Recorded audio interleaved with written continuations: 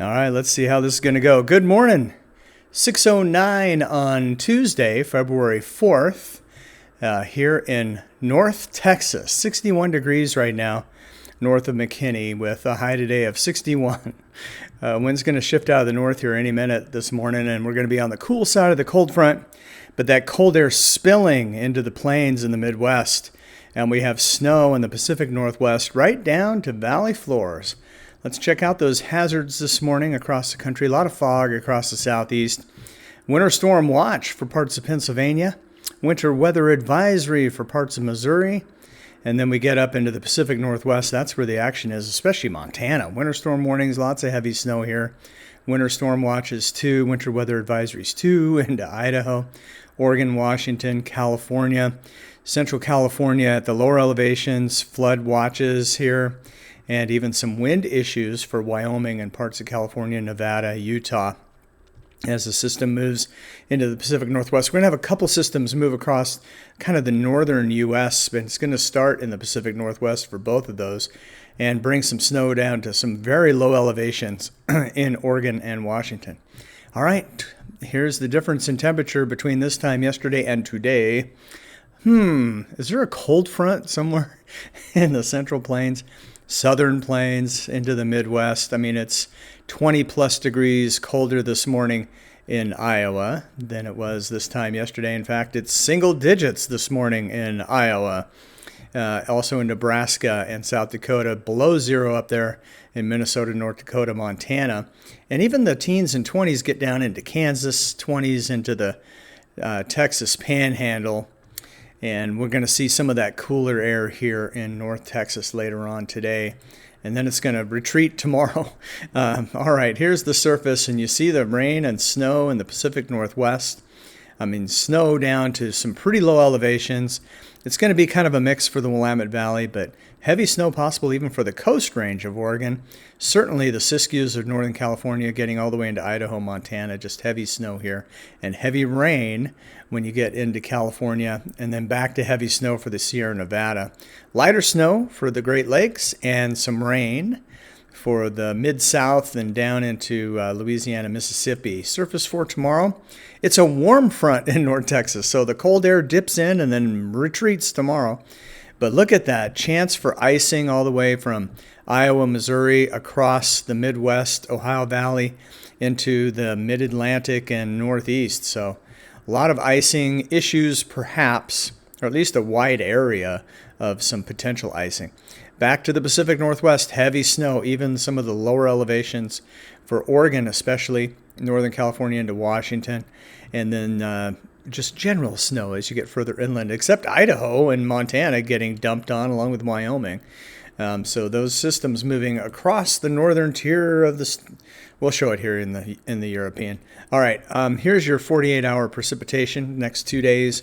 Heavy rain and snow, California into Oregon. A little lighter up into Washington, heavy snow for Idaho into Montana, and then there's your mix of rain, snow, ice getting for the Midwest into the Ohio Valley. Here's where it'll be snow. Here's what that looks like.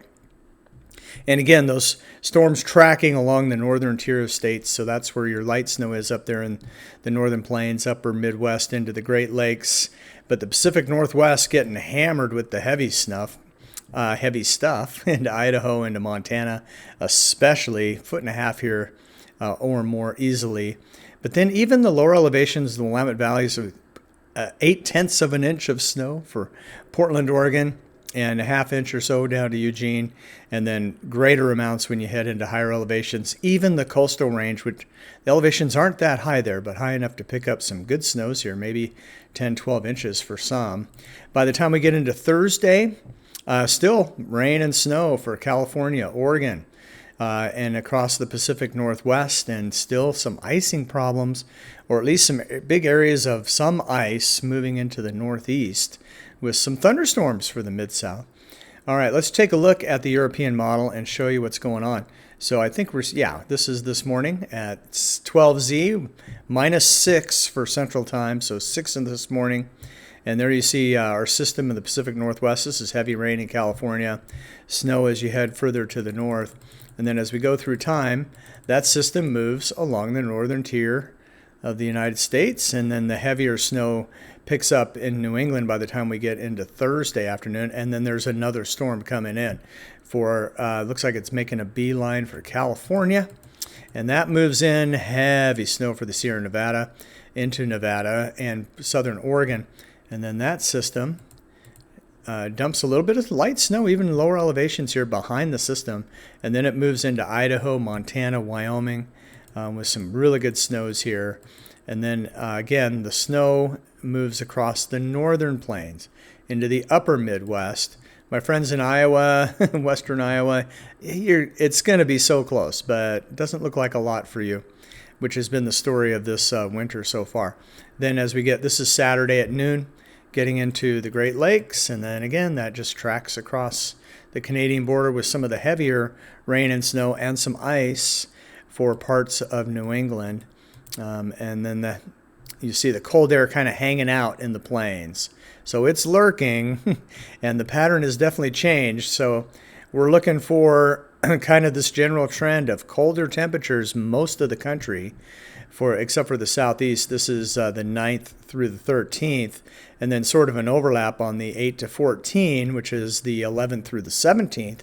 And you see really most of the country with a above average chance of below average temperatures again, except for the southeast, and pretty active too. So above average precipitation 9th through the 13th, across the Rockies, Plains, Midwest, Southeast, especially into the Northeast. So most of the country, and then the 8 to 14 shows even more coverage of at least a chance of above average precipitation. So February is getting a little bit more active, and it looks like it's going to be turning colder as we head into the second week.